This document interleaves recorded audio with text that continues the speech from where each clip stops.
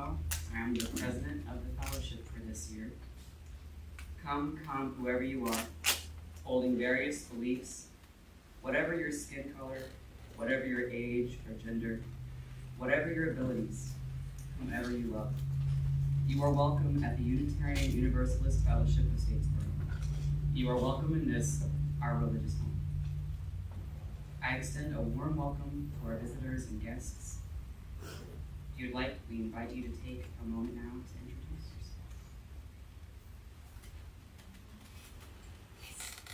yourself. I'm Michael Grosso-Holzadisha. I grew up here and moved to Atlanta. We're members of Human. I knew you would say her.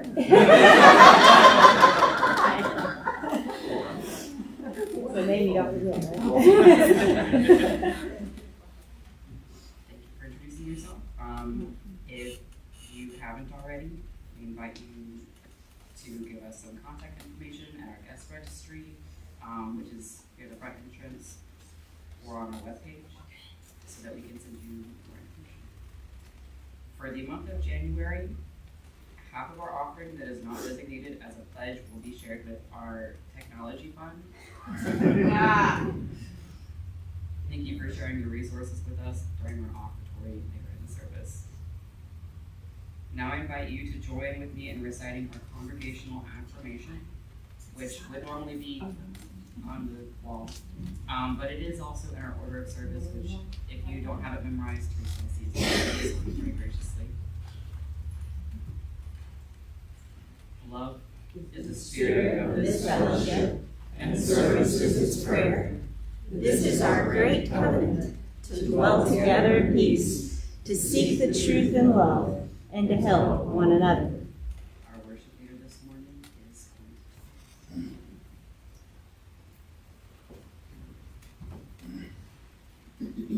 Good morning. Happy New Year. We'll begin with the lighting of our chalice, symbol of our faith. I will light our chalice and share our chalice reading. Then please rise as you are willing and able, and join us in singing Rise Up, O Flame twice.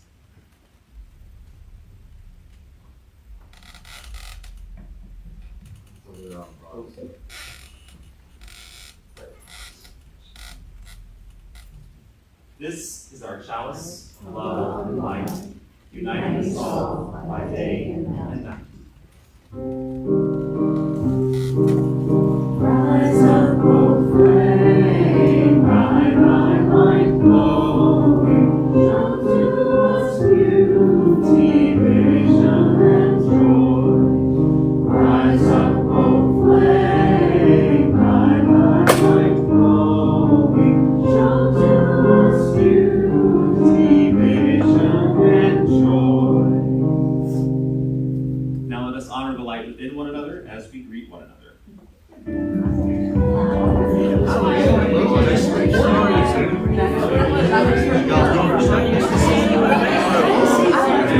needed a break. It's not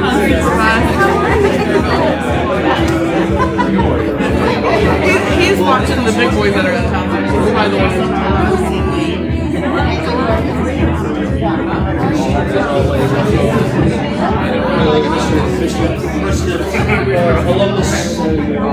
She's going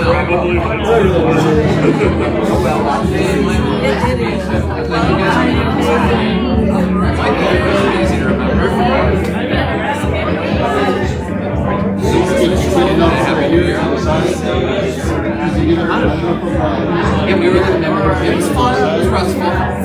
We just kind of unplugged and didn't do a whole lot of stuff. How'd you guys do? Okay, stay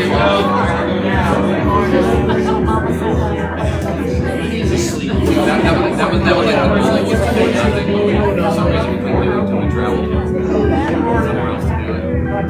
But this is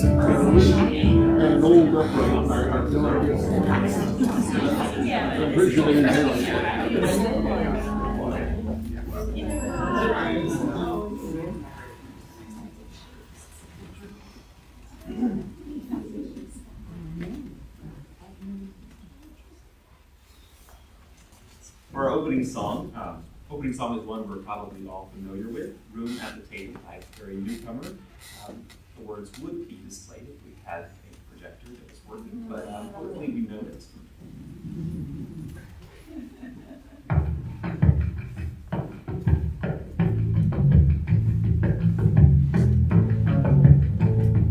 Let our hearts not be hard to those living on the margins. There is room at the table for everyone. This is where it all begins. This is how we gather in. There is room at the table for everyone.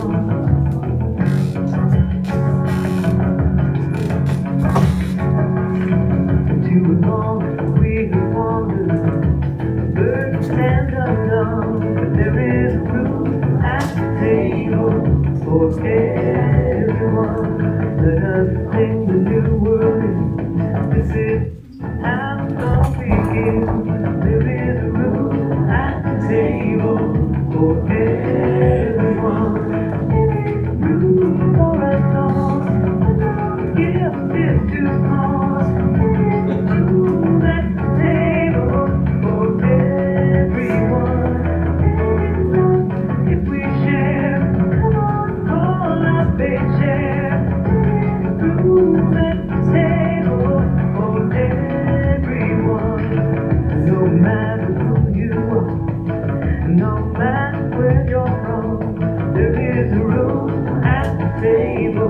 For everyone, here and now we can lead the love community. There is room at the table for everyone. Room for us all. Gift is too small. Room at the table for everyone. If we share.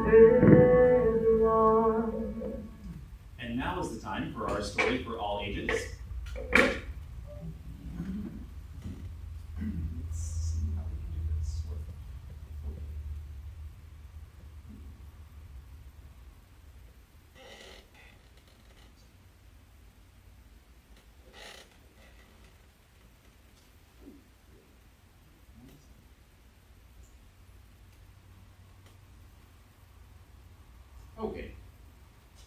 Sorry, it's not that great, but we can make this brighter at least.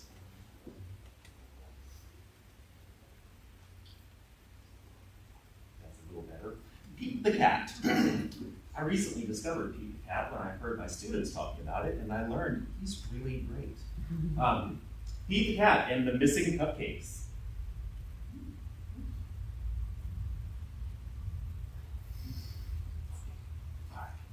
Pete and Gus were busy as could be. They were getting ready for the cupcake party. It started at 3. They were making cupcakes for everyone. Pete and Gus counted them just for fun. They had 10 when they were done. Oh no, hang on. Some of the cupcakes were gone. They were sure there had been 10. Pete said, maybe we need to count again. They counted the cupcakes, lined up straight. Now there were only 8. It looked like someone had taken 2. But who? Pete and Gus did not know what to do. Then they found a clue. Gus said, look what I have found, sprinkles on the ground. I bet it was Squirrel. She loves sprinkles. Squirrel said, it wasn't me. It couldn't be. I've been at the spelling bee. Uh-oh, more cupcakes are missing. Come and see. This was too weird. 2 more cupcakes had disappeared. Now there were only 6. Someone must be playing tricks. But who? Pete and Gus did not know what to do.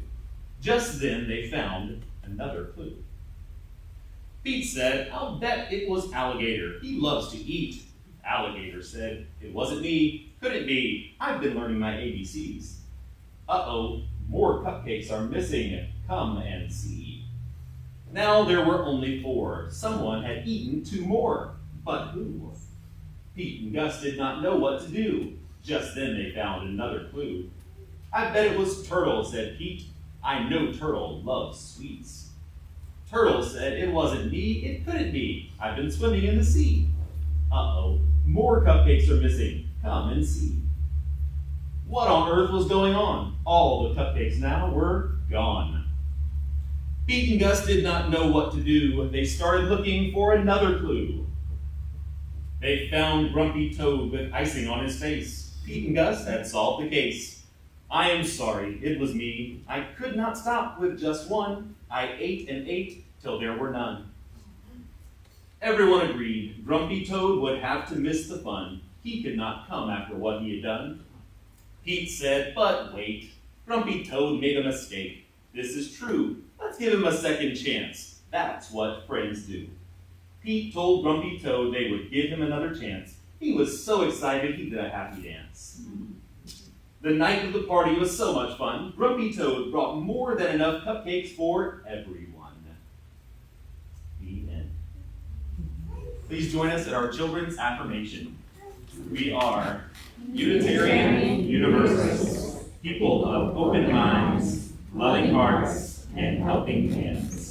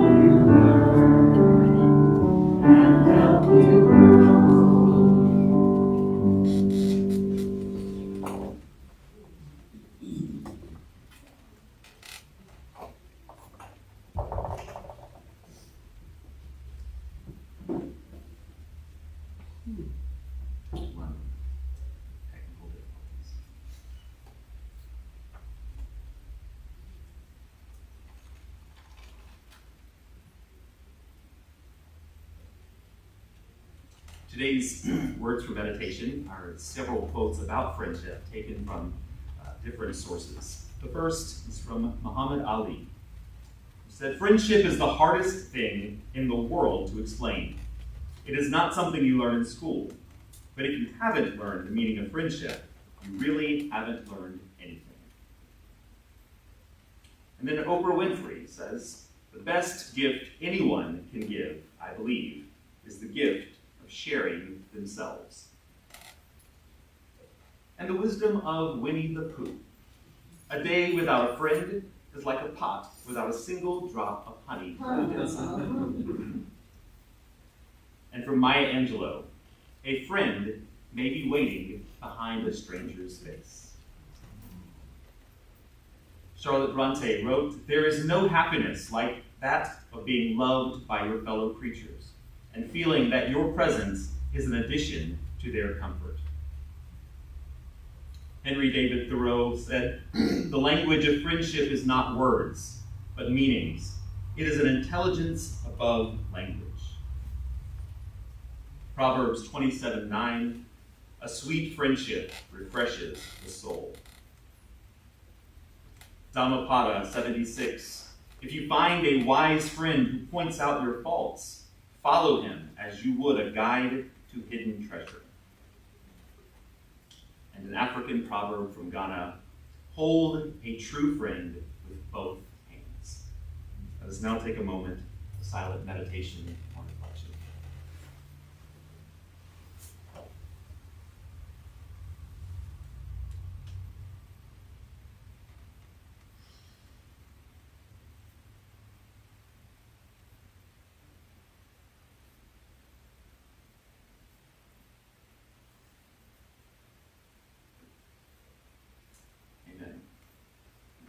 The next song I wanted very much to do as a congregational, but James Taylor or Carole King or whoever makes this song so ridiculously hard to play on guitar, so I gave up and sing along with James Taylor.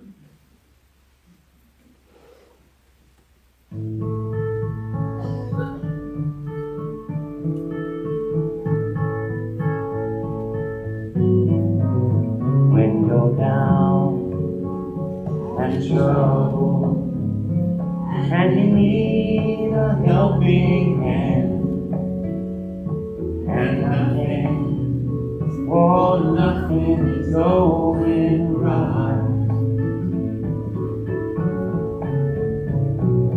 Close your eyes and think of me, and soon I will be there to brighten up even your darkest night. You just call out my name, and you know wherever I am, I'll come running for you to see you again. Winter, spring, summer, or fall, all you got to do is call, and I'll be there, yeah, yeah, yeah. You got a friend.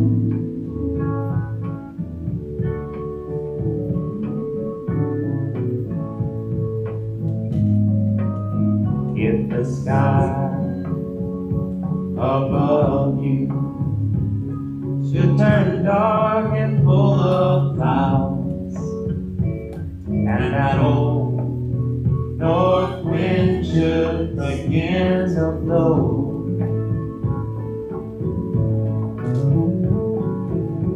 keep your head together and call my name out loud now. Soon I'll be knocking upon your door. You just call out my name, and you know wherever I am, I'll come running. Oh, yes, I will, to see you again. Winter, spring, summer, or fall, yeah. All you got to do is call, and I'll be there, yeah, yeah, yeah. It ain't good to know you got a friend. People can be so cold. They'll hurt you and desert you. Well, they'll take your soul if you let them. Oh, no, don't you let them. You just call out my name, know wherever I am, I'll come running to see you again. Oh, baby, don't you know about winter, spring, summer, or fall? Hey, now all you got to do is call. Lord, I'll be there, yes I will. You've got a friend. You've got a friend, yeah. Ain't it good to know you've got a friend? Ain't it good to know you've got a friend? Oh yeah, yeah, you've got a friend.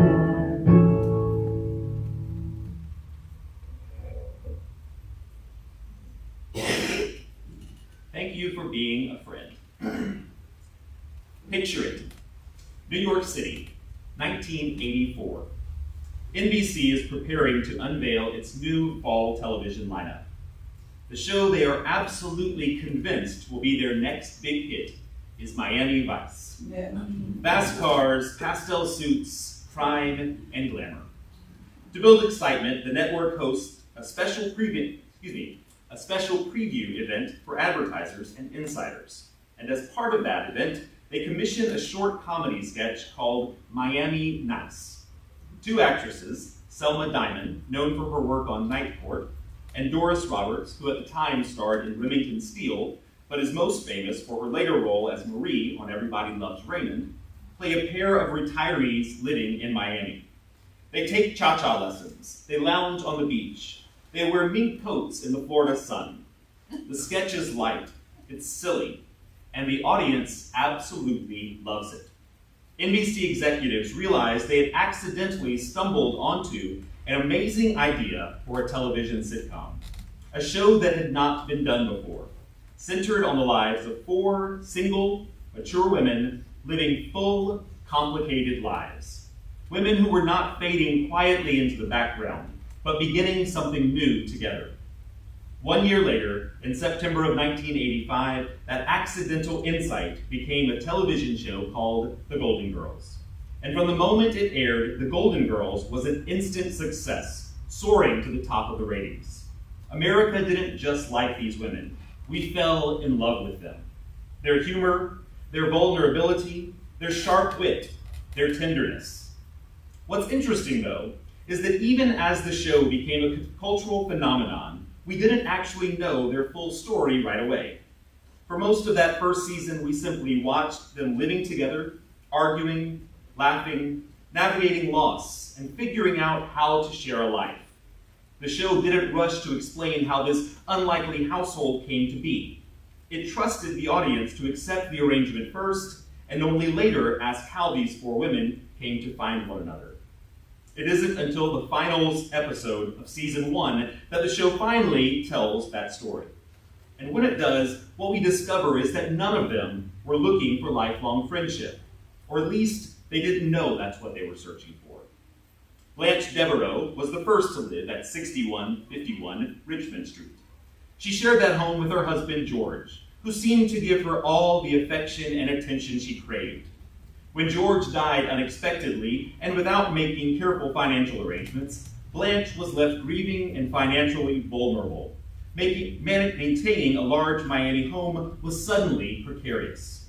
So Blanche did what she could to survive without surrendering herself. She went to the grocery store and posted an ad for roommates. And there she met a woman from St. Olaf, Minnesota. Rose Nyland was already carrying profound loss. A widow and mother of 5, Rose had adored her husband, Charlie. His sudden death, which took place while doing what married people do, left her not only heartbroken, but deeply alone. Eventually, she moved to Miami, hoping for warmth, connection, and a new beginning. When Rose meets Blanche in the supermarket, she explains that she needs a place to live. She's just been evicted from her apartment for refusing to give up a cat she found only a week earlier.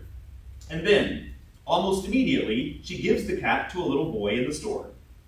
It's easy to laugh at that moment, but it reveals something tender. Maybe it wasn't the cat Rose was clinging to. Maybe it was the simple fear of being alone.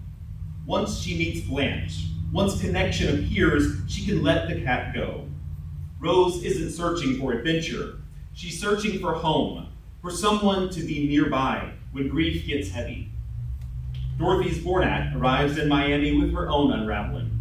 After 38 years of marriage, her husband leaves her, running off with a flight attendant he met on a business trip to Hawaii. Or as Dorothy famously puts it was her first flight. They said, on arrival, give the passengers a lay. She got confused, he got lucky, and now they live on Maui. Dorothy's children are grown. Her marriage has collapsed. Her former life feels scattered across the country. Dorothy isn't looking for excitement. She's looking for dignity. She finds a place for her mother at Shady Pines Nursing Home and begins searching for affordable housing. A roommate situation isn't a dream, it's a necessity. And then there's Sophia. Sophia Petrillo grew up in Sicily before immigrating to the United States, where she married Salvatore and raised 3 children in Brooklyn. She ends up in Miami when Dorothy places her in Shady Pines, where she lives until a nursing home burns down. And then this tiny woman with a huge personality shows up at Blanche's door. Sophia isn't searching for companionship, she's searching for autonomy, for voice, for relevance, for proof that she is still fully alive. So here they are, 4 women brought together by grief, economics, necessity, and circumstance. They were 4 strangers under one roof. And as anyone who has ever had roommates knows, it almost doesn't work. In that season 1 finale, we learned that before this arrangement becomes permanent, a quarrel begins in the grocery store, which escalates into a fight at home over where the Raisin Bran should be stored. Hurt feelings follow, sharp words are exchanged, and suddenly there's the unsettling realization that this odd companionship might be a mistake. They nearly part ways. And then, just as everything feels brittle, Rose tells a story her grandfather once told her about another tense conflict, the Great Herring War. 2 Norwegian families, each claiming the most fertile herring waters, feud bitterly, not over territory alone, but over what to do with the herring themselves. One family wants to pickle them, the other insists they should be trained for the circus. As Blanche and Dorothy listen, they erupt into uncontrollable tears in the eyes laughter, shattering the tension. And as they finish putting the groceries away, they stumble onto something small but revealing, a shared love for cheesecake. Not just dessert, but comfort. Not just sweetness, but ritual. They bring it out together and sit down at the table. Forks are passed.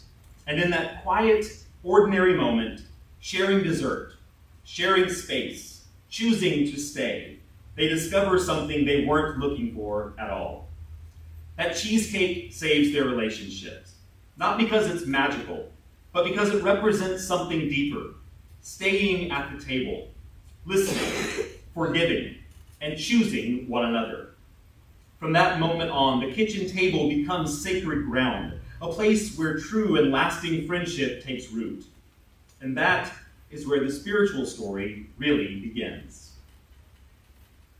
What saves the Golden Girls in that moment isn't agreement. It isn't conflict resolution. It isn't even a particularly profound insight. What saves them is that they sit down.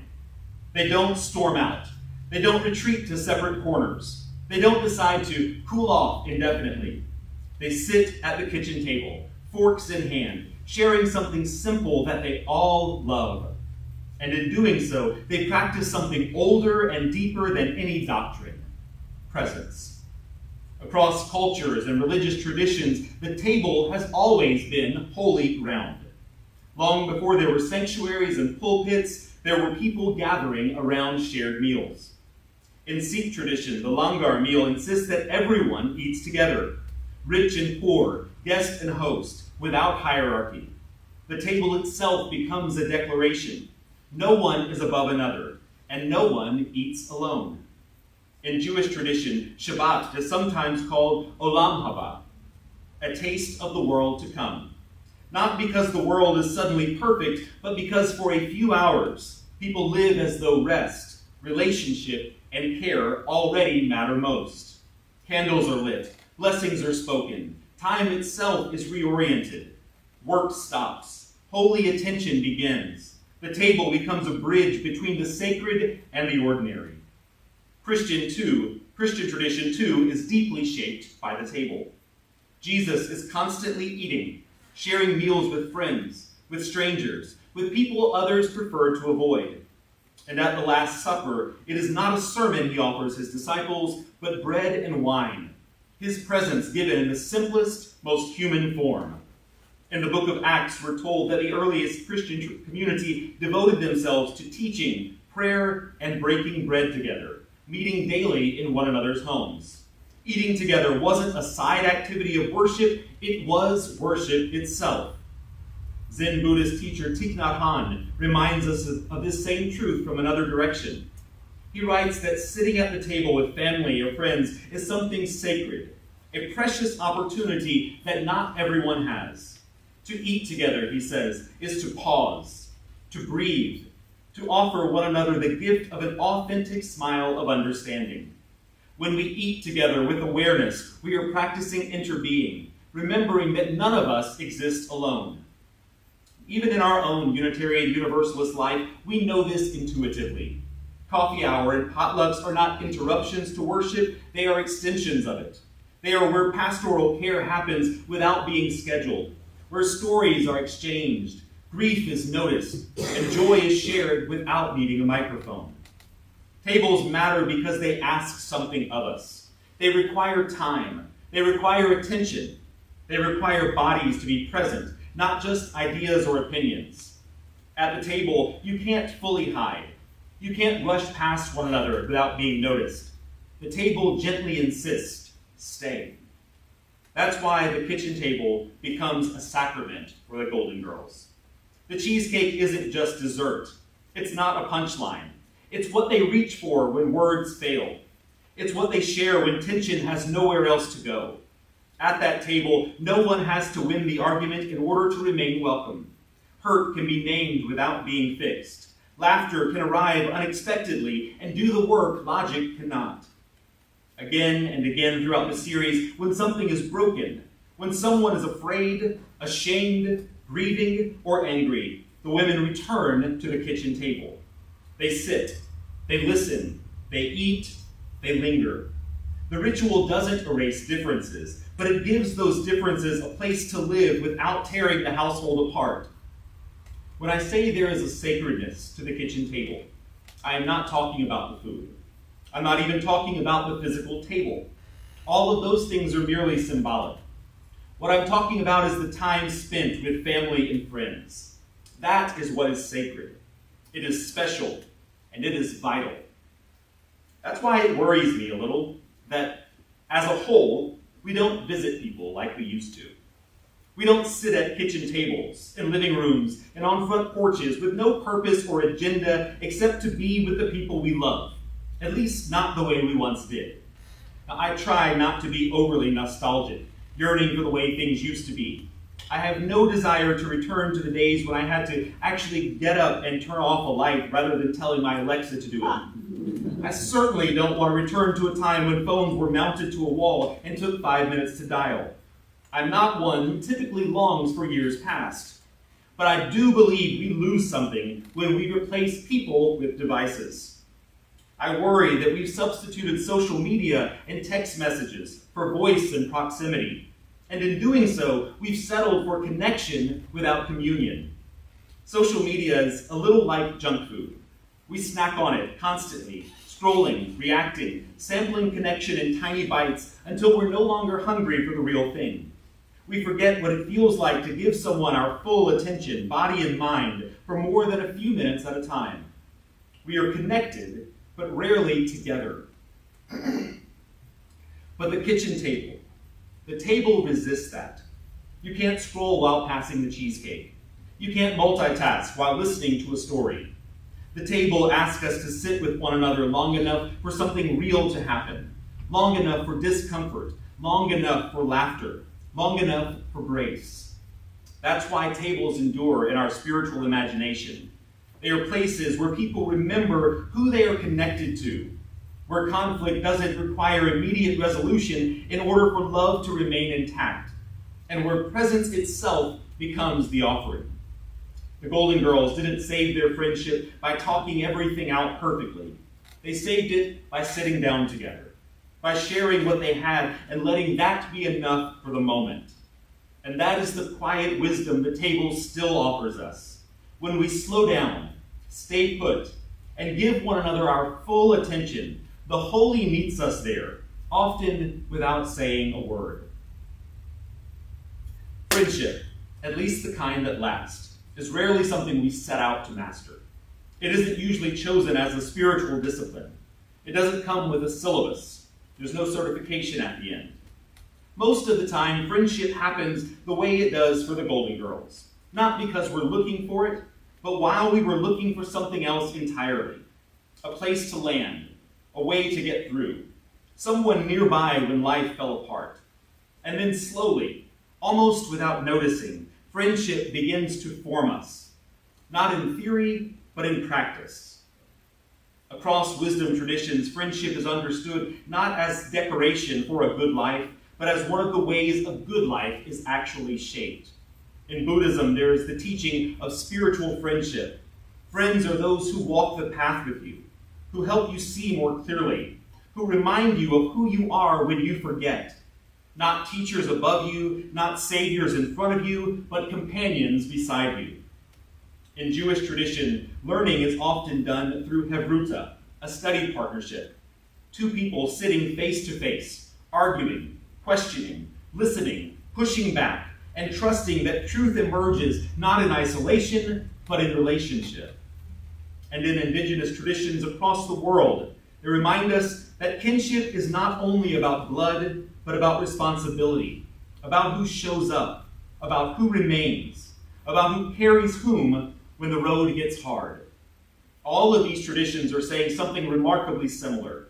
Friends don't just make life more enjoyable, they make life possible. The Golden Girls don't become friends because they are perfectly compatible. They are different in temperament, background, belief, and personality. They irritate one another regularly. They wound one another accidentally and sometimes on purpose. And yet, they stay. They keep coming back to the table. They keep practicing the difficult, ordinary work of being human together. Dorothy holds people accountable, even when it costs her comfort.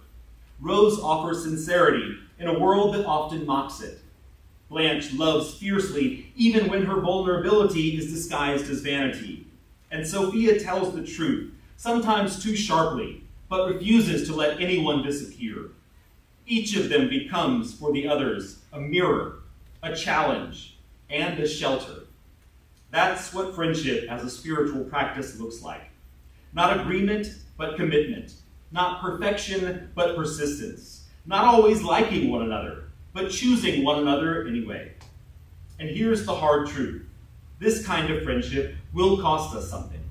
It will cost us time. It will cost us convenience.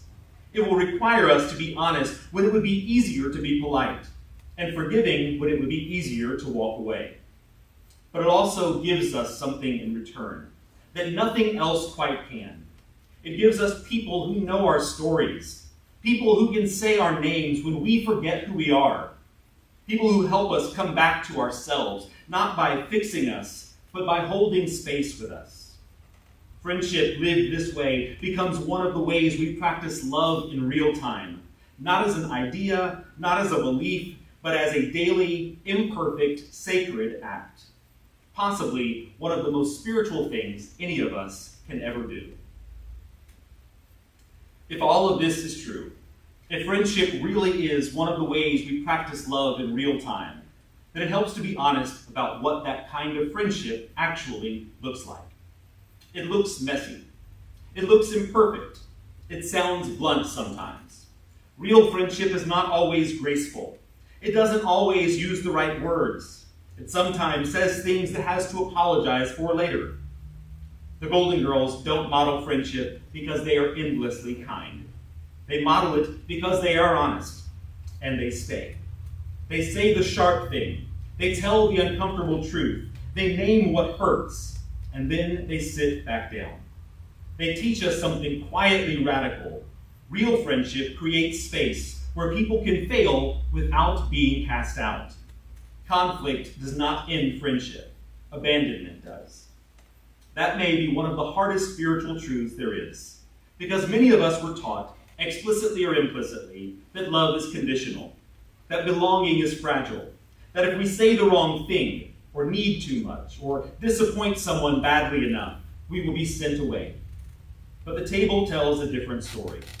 The table says, you can be honest here. You can be foolish here. You can be unfinished here, and you are still welcome. So maybe the invitation of this sermon is not to become better friends in the abstract. Maybe it's simpler than that. Maybe it's to notice where we already belong, and to practice lingering there a little longer. To linger at the table, to make time without agenda, to risk honesty that is held inside love, to choose presence over productivity, staying over storming out, attention over distraction. And maybe, just maybe, to thank the friends who have already done this for us. The ones who sat with us even when we were hard to love. The ones who laughed with us when things fell apart. The ones who endured when leaving would have been easier. Because those friends, whether they know it or not, have been practicing something holy. They have been helping to make us who we are. They have been teaching us to stay human. They have been, in the truest sense of the word, a blessing. And for that, we can say with our whole hearts, thank you for being a friend. Amen, and may it be so. And I'm going to hope that this works.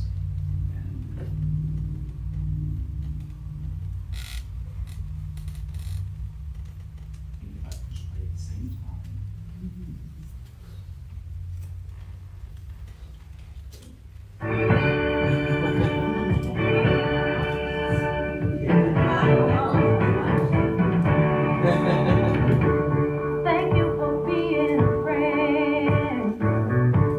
Travel down and look back again.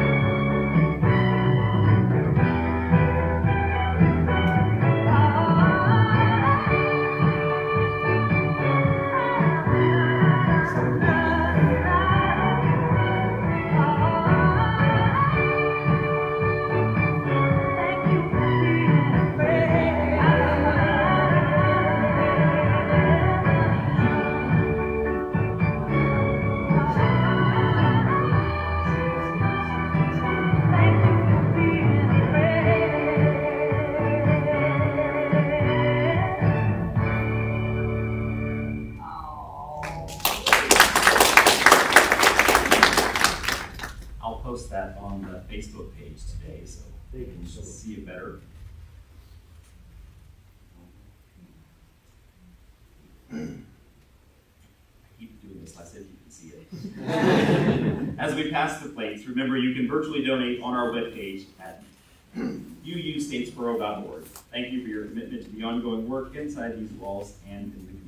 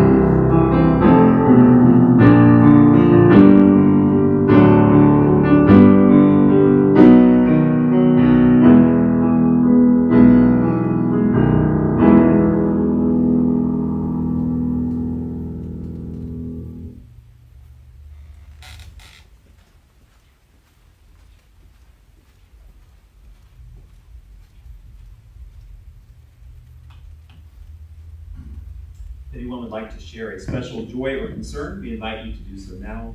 You may light a candle or drop a stone to represent your joy or concern.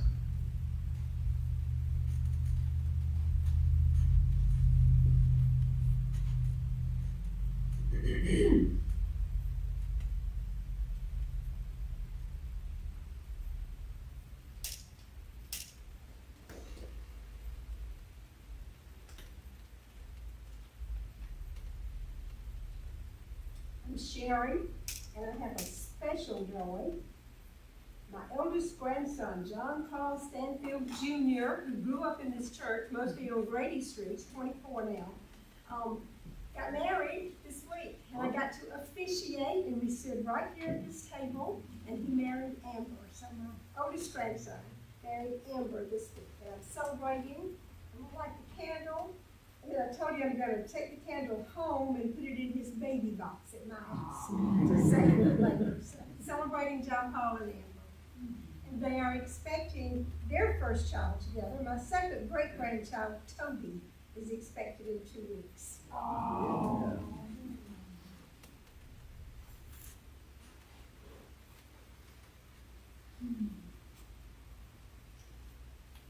So I'm Adrian, and I woke up yesterday morning to find out that our government had invaded another country, kidnapped the leader of that country, and brought him and his wife here, and now plan to run another country. Now, I will say, there has been a lot of crazy shit going on here since he got brought into office, the current person who runs our country, but this one just seems so over the top. Just so over the top, and you know, I'm a pacifist, and this is not the first time that this kind of thing has happened, not even the first time in my lifetime.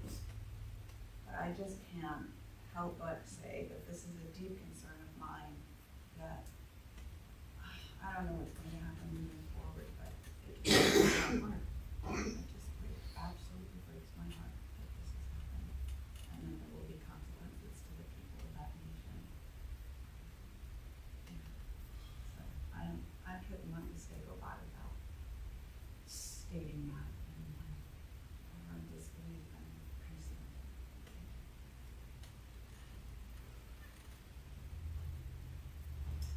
But joy, I want to say I had what is really, I think, one of the best holiday seasons ever. Just a really great, a great Christmas and New Year's. Not only did my daughters nail it with the perfect gift, journey tickets. That was amazing. But I got to spend the week in the mountains with my daughters in an amazing cabin with their significant others and my significant other and everyone just spending time together. And before I left, I also just had a really great experience. I was trying to think of what to get my mother, what you get someone who has Alzheimer's, and I struggled to think of what to get her, another robe, which is what I always do. And then I remembered years ago that she told me that she never, when she was growing up, never had a doll. That they literally would take bottles and put weeds in the bottles, and those were their dolls, and bricks for their little babies. And so I thought I'm gonna buy her a doll. When she opened it and the way that she just, sorry, I wasn't expecting that, sorry. Just lost it. It was like I met my mother as a child, and I got to see her open the doll that she never got as a child. And that was just the most amazing experience. And sorry, I was not expecting that. I don't do this, sorry. But I'm just incredibly thankful that I got to see that and got to experience that.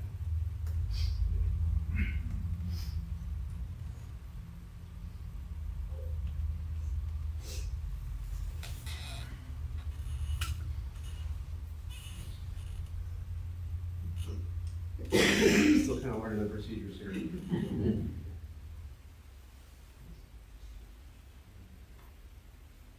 Hi, my name is Owen Lovell. I'm new here. I'm Jenny's person.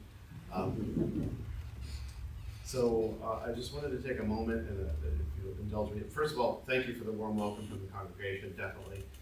Thank you, Clint, for making the trip all the way from Charleston, and Mo for their friendship. So this is my fault. Yay!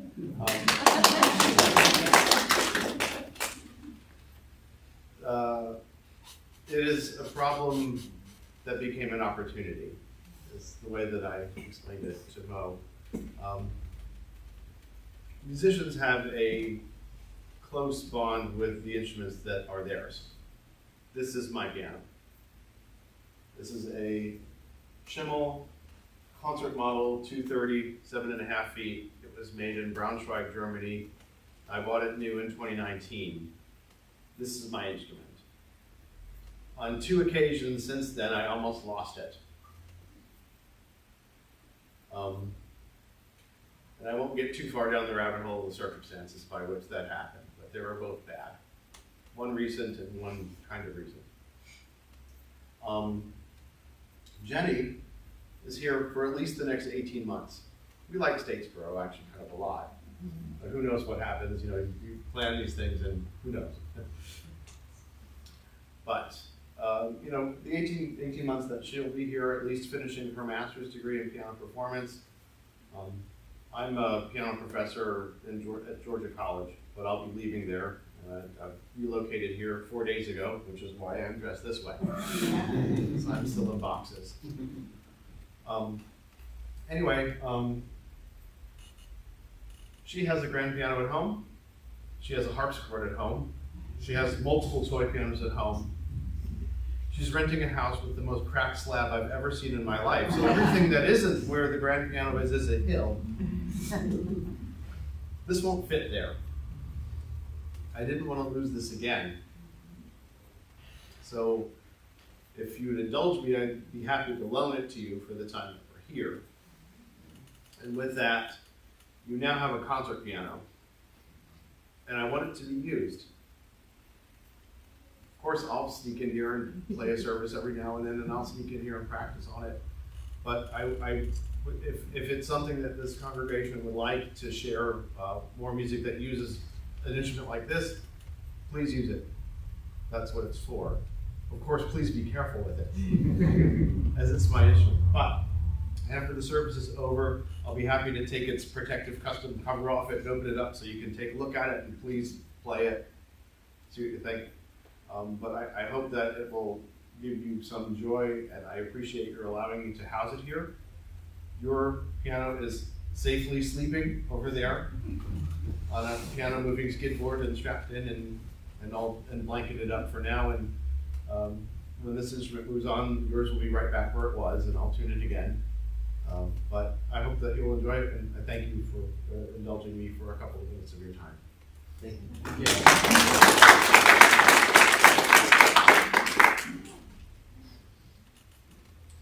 Please join join me in a spirit of prayer or reflection for the joys, efforts, and concerns of our community, followed by singing Spirit of Life.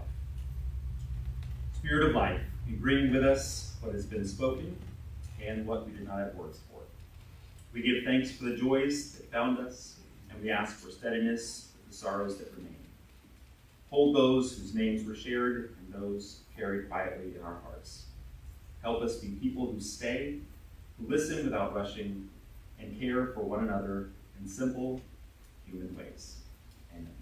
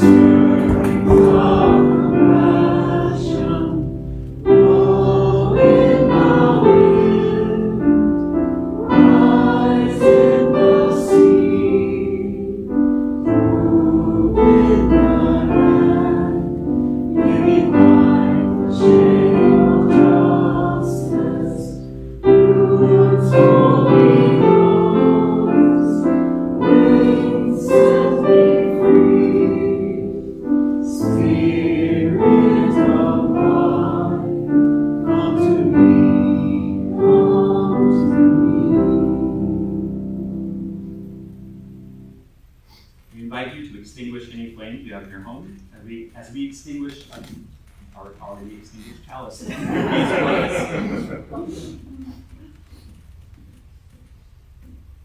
We extinguish this flame, but not the light of truth, the warmth of community, or the fire of commitment. These we carry in our hearts until we are together again. Are there any announcements? So I just have one, which is that tonight, the migrant support group is meeting at 6 o'clock at the Trinity Episcopal, which is just down the road. And I invite folks to attend if you want to know how you can help with people who are struggling with immigration issues and people that have been left behind. It's been a busy time for us, which it shouldn't have been over the holidays, but it has been, very sadly. So we need all the support that we can get. Is there a potluck tonight? It is not. Yes. The UU is registered to participate in the MLK parade, as we always do. Pay attention to Facebook pages. A couple of weeks later, it feels like. It's the middle of the month. It's not next Monday, but the next Monday. But pay attention to your email and there'll be more announcements. We will have a presence in the parade. One other announcement, Teresa, are you going to say something about the thermostat? Oh, no, I wasn't. Okay, so the thermostat isn't difficult, but there are 4 different settings, and if you accidentally put it on emergency heat, it really runs our bill up. So if your worship leaders have a lot of jobs, and if you're a worship leader one day, one of your jobs is to come in and set the thermostat and reset it when you leave. So if you don't know how to do it, or you're not sure you know how, let me or Teresa or somebody show you. The little slide to be sure that it's not on emergency heat. So if you're one who helps with that, be sure you're doing it right. Let us show you how, please.